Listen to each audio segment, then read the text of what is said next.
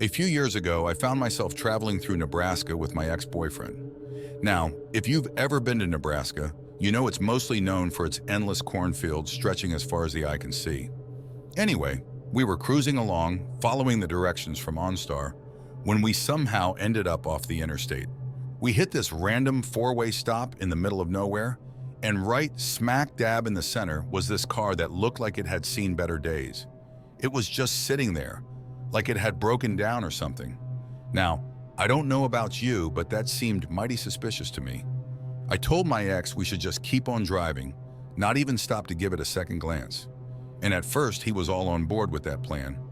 But then he goes and slows down at the stop sign like he's about to pull over.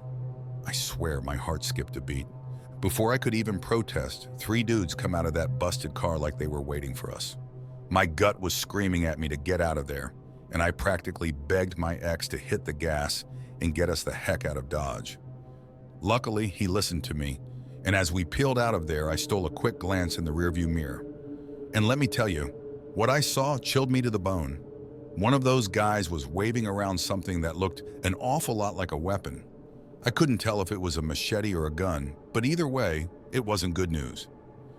As we sped away, more of those creeps started crawling out of the cornfields near the car.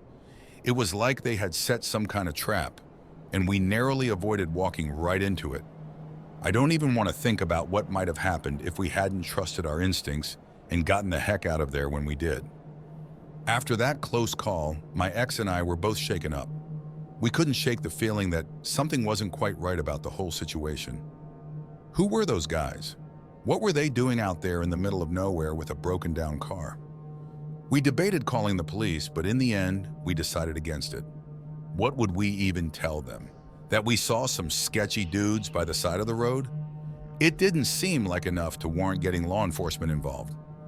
But as we continued on our journey, I couldn't shake the feeling of unease. It was like a shadow hanging over us, following us wherever we went. I couldn't help but wonder what might have happened if we hadn't been lucky enough to escape that trap. Months went by, and we eventually put the whole ordeal behind us. Life moved on, as it tends to do, but every now and then I still find myself thinking about that night in Nebraska. It's a reminder that sometimes it's better to trust your instincts and get the heck out of Dodge before it's too late.